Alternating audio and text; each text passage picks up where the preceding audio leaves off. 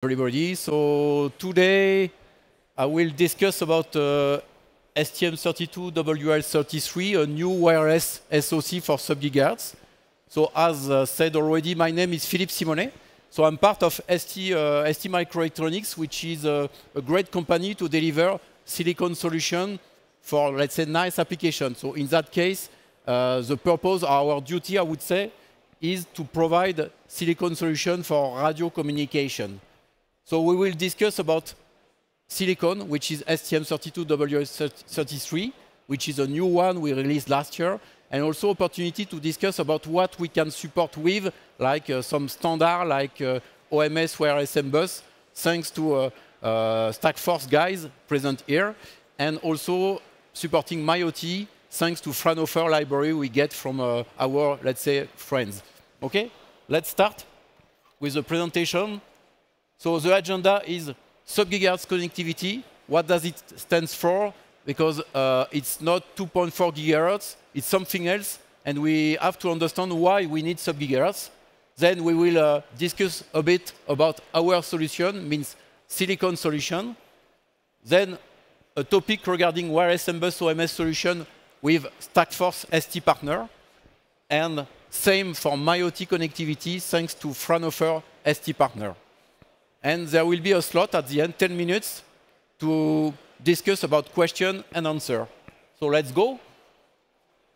So why sub-gigahertz? So around you, you see a lot of sub-gigahertz application around you, but for specific topic, like, of course, smart metering, but you see also connected smoke detector, remote control unit for smart home, like roller shutter, garage door opener, and a lot of things for smart building. What is important is this KPI. Battery lifetime, the wireless range, because you need to have something better than BLE, let's say. And of course, cost-effective solution. It should be cheap, like the remote control unit. It should be very cost-optimized. And what is not necessary in that application is low data rate. You just need to send on-off. For smart metering, it's power consumption or energy consumption or water consumption. So that's not consuming in terms of data throughput. So we have already nice standard today, which are not sub-gigahertz. So I try to put some figures like radar chart with pre-mentioned KPI, like range, power consumption, and cost-effective criteria, and data throughput. So what we expect is a very low power consumption, a device which is cost-effective, and especially what is really needed for sub-gigahertz is the long range, means hundreds of meters, kilometers, or even 10 kilometers. And the data throughput is not so important, but I put that in the radar chart. There are some standards already. Let's go NB-IoT. Nice, but the power consumption is a bit higher than sub-gigahertz, especially because you are dependent on the operator of NB-IoT. So it is used for smart metering, but consuming a bit more nevertheless, because you depend on the operator, how it is setting up the network for you. So it is increasing the power consumption. Wi-Fi, of course, power consumption is a bit higher and the range is really lower, so not fitting. BLE, the power consumption is okay, but the range is even lower because I have connected watches. I think it's 10, 20 meters maximum. So for smart building, for water metering, it's not enough for sure. And as data throughput is not a problem for us, for sub-gigahertz, it is fitting. So that's really important to keep in mind that that technology, sub-gigahertz, is really nice if you consider the range, the power consumption, and the cost optimization of your solution, assuming data throughput is not a problem, and that's the case. So if now we are looking to what we can meet in terms of sub-gigahertz protocol and standards, I try to provide a landscape, let's say, where we have what we call proprietary protocols. It means that some customers are tuning their own protocol because they go for standards, but nothing is really fitting very well. So they are tweaking a bit of protocol setting in order to optimize some performances. And also in that case, there is no need of interoperability because they are handling the end device and the gateway. So this is something we have to support if we provide solution nevertheless, because this is important. But if we go to standard and what we call LP1, like low power wide area network, we see, of course, one famous one, OMS wireless M-Bus, with water meter, heat cost allocator, gas metering, and something else. We see Wi-SUN, which is more appropriate for e-metering, where you have a mesh architecture between the device. So this is something very specific.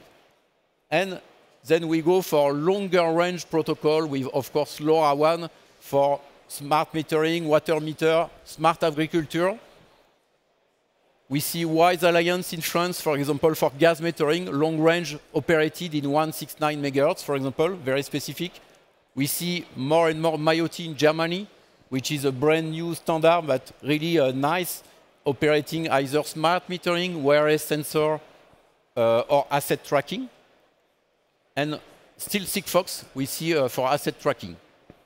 Okay, so if we are silicon provider, we need to think about this, all this kind of stuff to be supported with a minimum set of product, because we need to be flexible. So at ST, coming back to what we deliver in terms of radio solution, RF system on chip for sub-gigahertz, we have for 4 years, let's say, STM32WL5X family, which is based on LoRaWAN IP. So this is coming from Semtech. So this is OK for a lot of protocol, especially LoRaWAN, of course, but not only. We see Wi-SUN, Sigfox, MyOT, but transmit only, and also wireless M-Bus OMS, but for end node only. We have to provide something to complete the pre-mentioned set of protocol and standard we see in the market.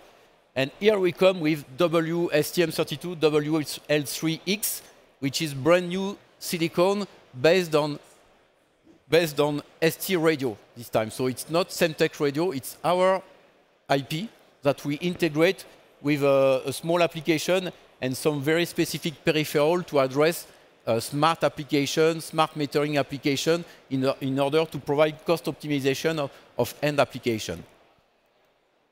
It is new. It is coming, let's say, end of last year, okay? And we do support also Wi-SUN Sigfox, fine. What are the differentiation? MyOT, we do support, but here the bidirectional MyOT takes NRX, means you have end node, you are able to transmit data and to get acknowledgement, reconfiguration from the network. We support wireless M-Bus and OMS, but in that way, end node and gateway is possible also. So which is also a differentiation versus the previous chipset. We support WISE Alliance thanks to 169 MHz and appropriate modulation. And of course, more flexible for proprietary protocols. It means that if a customer wants to tune a little bit its own protocol, there is a possibility of flexibility with a proprietary protocol with that chipset. And of course, with only 2 solutions in our portfolio, we are able to address everything, every protocol, every standard, thanks to good integration to improve the cost saving, of course, low power. And at ST, we do provide what we call a longevity commitment of 10 years, means we commit to deliver parts for 10 years, and it is rolling commitment. So it means next year we increase again and again that commitment. So good portfolio to me. So if we go to some standards, so let's focus now on flexibility of architecture and focusing on some standard we will discuss today. If we imagine an application where I have not only one stack, but multi-stack, it's also possible with that kind of solution because when we deliver the silicon, we deliver what we call a hardware and software platform. Means we have something which is PCB, like evaluation kit, and driver with the package we deliver on our website, official website, which are which are generic enough to support everything. So we deliver, of course, the silicon, example of hardware implementation thanks to the kit, radio driver, which are generic, means depending the stack you put on top, it will generate different modulation, different protocol. And we have low power and BSP driver also aside in order to address everything. So let's imagine now we have MyOT and wireless and bus OMS stack here. It is also possible, we can imagine with that solution, silicon solution, to host not only one stack, but several stacks. So this is an example here, hosting dual stack in order to multiply the chance to access to the network. What does it mean? It means that you can improve the coverage of your system by multiplying the connection. So if you have a MyOT network deployed and wireless and bus OMS network deployed, you can connect to both. Means on some meters, for example, imagine a meter application, you may not be in the range of MyOT, and you can connect to wireless and bus OMS instead, and vice versa. So it is, for utility, let's say, it is really a plus because you increase the percentage of ability to reach the end meter. You can also take benefit of bidirectional connectivity because if it's only transmit only, the drawback is you have no feedback from the network or no possibility to control the meter or to change, let's say, the period of transmission. If you have bidirectional communication, it means that you can reconfigure the meter remotely without coming on the device. And for utility, it could be a plus because then you have a better management of the meter you have deployed in the market. Okay? And then you have, like I said before, a primary, secondary connectivity concept where you can imagine, okay, MyOT, as example, is a primary connection I take into consideration. Okay? So I connect to it every time. No connection to wireless and bus OMS. But in case you have some failure or loss of connection of primary connection, you go to secondary connection with wireless and bus OMS, which is also like a backup connection, but not always, because you don't have to consume power on both networks if you connect to primary network. No need for that. But if no connection happens, you can switch to secondary or backup connection. So this is the aim of that idea, or it could be vice versa, of course. Also, what we see also in the market is what we call the software customization, because customers willing to do, again, water meter, for example, they want to address some customer using MyOT, some customer using wireless and bus, and they can customize the software just at production. Means you can remove one stack and keep only the other one, and vice versa. So it's a just customization, but what you have to support at silicon and platform level, you need to have a flexible solution to address every protocol. Okay? So now looking for the technology. So, and thanks to StackForce colleagues, let's say, they provide me the right let's say, message to pass. For wireless and bus OMS, what is really nice, it's a simple setup which is operated for years already. So all around you, you see wireless and bus OMS meter communicating. So for example, if I am at home, if I set up a proof of concept of gateway, I'm able to see a lot of water meter, heat meter all around my home. And I see that it's already deployed for years because it's really easy to set up and very simple modulation, robust communication. So this is why it is really popular in Europe. Even with frequent connection, it is a standard where at end node level, you are able to sustain 10-year battery lifetime, or even more. We see today even 15 years using that technology. So it's not power consuming at all. What is interesting for some topology, it's possible to collect the data with drive-by, roll-by collector, which is also a plus for getting the data from the meter. Bidirectional communication, this is really important today because there are new security regulations coming, forcing the end device to be firmware, to be able to be remotely updated without somebody coming from utility on the device. So you can do that remotely. So it's very important to have bidirectional communication. And what is also interesting with that standard is there is application data interoperability, means I'm a manufacturer A doing water meter. If I'm OMS wireless and bus compliant, I'm able to connect to manufacturer B doing gateways. No problem. It's really plug and play, let's say. Okay?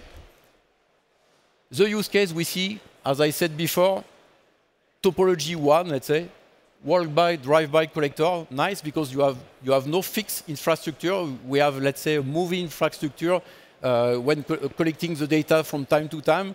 And for example, garbage collector truck are able to hold some gateway, and then when they get your garbage, they collect also the data from water meter, gas meter, and so on. So this is a way to have no fixed infrastructure, which is sometimes not so easy to maintain. So this is topology 1. And topology 2, what we call it sub-metering, where it's more for proprietary holder, where you deploy water meter inside a building, and you have one gateway located in the building able to collect everything, and only the gateway is connected to utility. This is why we call it sub-metering, because we have part of metering which is done by, let's say, proprietary people handling the building, and the utility has only to connect to the gateway. This is why we call it sub-metering. And now, a good opportunity to highlight the solution, the system solution we have on STM32WL3 with StackForce for OMS wireless and bus. So we do support OMS v4 5.1, thanks to a great integration done by StackForce on our chipset. So thanks for that. And it is supporting both end device and gateway. So it means it's possible to do simple gateway with that kind of solution, not only meter. So it could be nice because for some companies doing either or both end device, smart meter, and gateway, they are eager, let's say, to get only one silicon solution to address everything. Okay? So the key feature, of course, we are compliant with both wireless and bus specification and OMS specification, of course. So StackForce is part of OMS board, so they are more than aware about the OMS specification, so that's really good. Bidirectional and unidirectional communication. Bidirectional is always a plus, but it's not mandatory. So unidirectional communication could be also possible if needed. Pre-certification on ST kits. So we have a ST reference kit which has been used for certification of OMS stack on it. Okay? If considering end node, it's low complexity and it's already power efficient as it. And if we're considering gateway device, it's already optimized in terms of radio performances. And of course, if you go to StackForce, so of course, we are delivering only silicon, so go to StackForce to get their implementation, the libraries, and also what we call open platform implementation, means you get the low layer driver from us, and you get the stack from them. So with a really good support. Okay? If considering now MyOT standard, the key features here, increasing the range more than 10 kilometers. So this is really a good asset. Again, 10-year battery lifetime. So this is always requested. It is the minimum. Which is new, high immunity against interferer. You are more and more sub-gigahertz device communicating. So sometimes you want to avoid interference between devices. So there are some specific techniques linked to MIoT standard to cope with that kind of interference. So this is, let's say, one of core technology of MIoT. Bidirectional again. Simple and open modulation, so it's LP1 with long range. So contrary to LoRaWAN, here you don't need a specific modulation. So it's really open to ST silicon, but not only. So you can go to others because it's using very standard modulation. So GMSK modulation. And high network scalability means you don't need a lot of gateway to handle a high number of meters. So also a good asset of that technology is you populate the network with a gateway, and you don't need to have, let's say, one gateway per 10 devices. You can increase the number of devices, and one gateway is really enough. Okay? Coming back to the partnership with Fraunhofer, so we are really happy to release our system solution with WL33, the silicon, and the Fraunhofer library to provide a physical layer library that is able to communicate using MIoT standard, like transmit and downlink. So we are using MIoT sub-packet, let's say, technology, which is a telegram splitting technology, which is also standardized by MIoT Alliance. And Fraunhofer do provide the physical layer libraries. We are able to integrate on our kit, and we reach a nice sensitivity figure, minus 33 dBm in class A mode, means bidirectional mode. Okay? So really nice things we can release. So key application, of course, end node, wireless sensor, IoT, and asset tracking. So if we come back to the radar chart with the KPI and focusing to WL33, for the range, with MIoT and wireless bus OMS, we are in. Long range, bidirectional. For power consumption, we are also in thanks to amazing, let's say, transmit power consumption, also very good RX power consumption, system power consumption, and also a set of peripherals which are low power, like LCD driver, LC sensing, and also embedded SMPS, which is decreasing the active current of your solution. And the cost, so we have a really optimized bill of material, and again, as we integrate a lot of features on the silicon, at the end application is really simple. So you can see the part of PCB you have to do for the radio and application. It's really nice to see. It is a perfect fit for me. Okay? So the takeaway for what I try to present to you, I hope you get something from that presentation of today.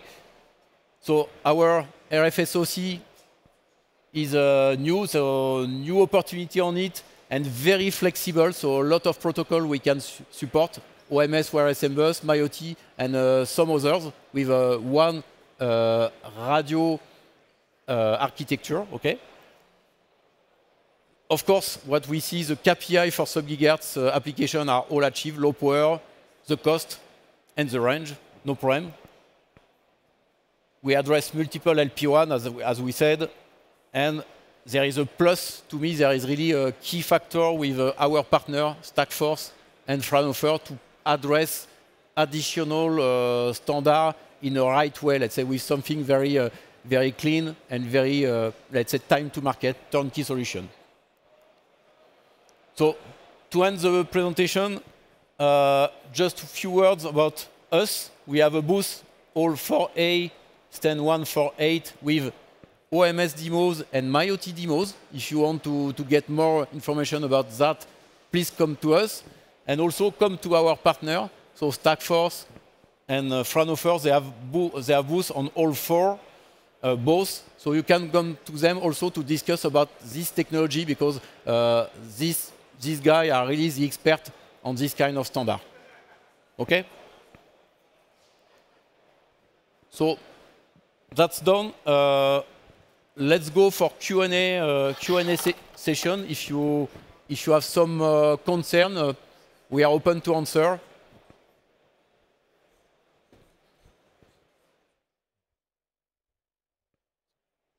Don't be shy.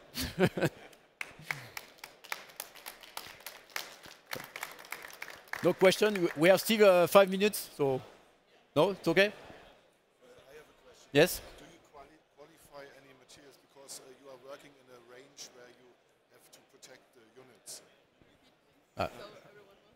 Thank you. Okay, thank you. so you are working in a range where you have to protect the units, especially, let's say, by a potting material or by a conformal coating or something like that. You mean do you qualify such materials? You mean encryption? Something? Yeah. When you manufacture these meters, water meters. So at ST, ST we are silicon vendor.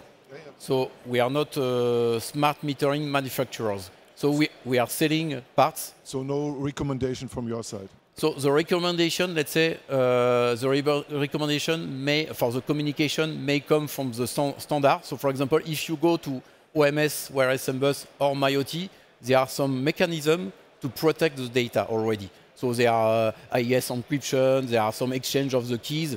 So there are already some mechanisms part of this standard. And these standards are not only suitable for the long-range communication, but it's also very important to provide the standard mechanism to protect the data thanks to encryption, for example. So for example, I know for OMS, there are some key management encryption mode that are available. So a set of mechanisms that are available for customers, and they are just choosing the right one. So there are already some mechanism, but it is done, let's say, not at chip level, but at system level where you are doing some software. Is that okay? Okay. Some other question? Some question? No.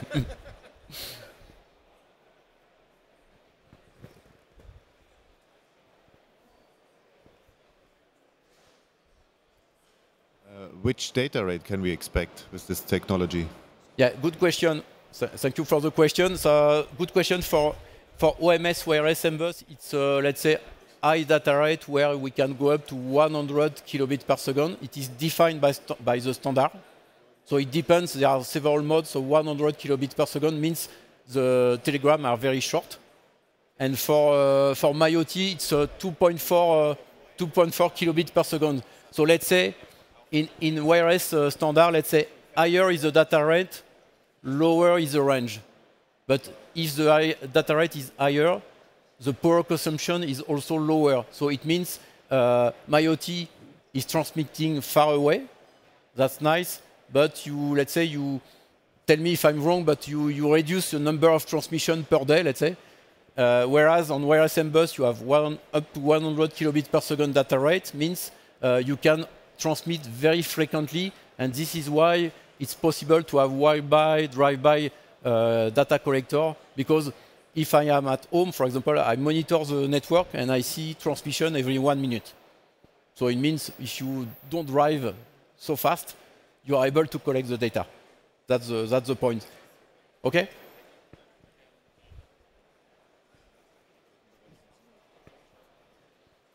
No other question? 2 minutes left.